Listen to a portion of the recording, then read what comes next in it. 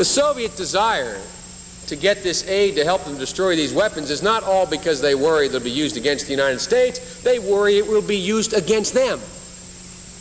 The Ukraine has a significant number of nuclear warheads on their landmass. They declare independence tomorrow, Mr. President.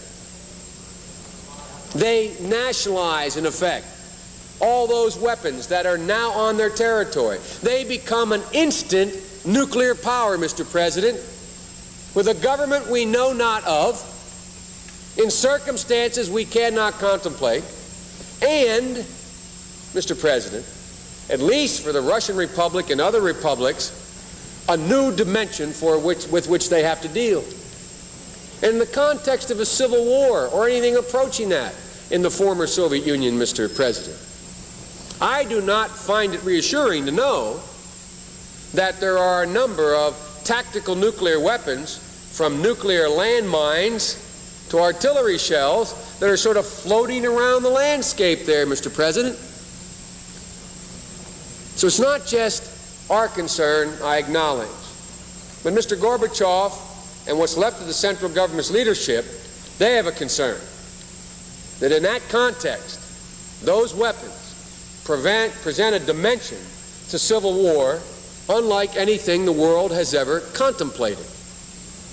Moreover, Mr. President, Mr. Gorbachev has called for early negotiations of a START II treaty that would cut the current START levels sharply, so that reductions begun under START I would continue without interruption to just a few thousand at most, the precise level to be determined by negotiations between our governments. We have an important long-range task, Mr. President, that is to negotiate these lower levels.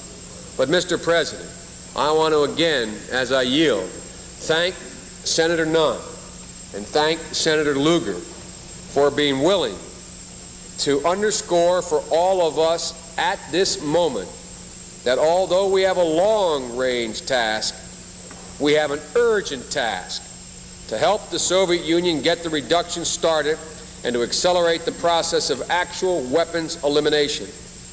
Mr. President, the question before the Senate, the question put to the Senate by the Nunn-Lugar Amendment, is whether, having won the Cold War, we're willing to join with our former adversaries to eliminate the Armageddon arsenals to which the Cold War gave genesis. Or do we do nothing, hoping the Soviet arsenal will somehow safely disappear without our involvement?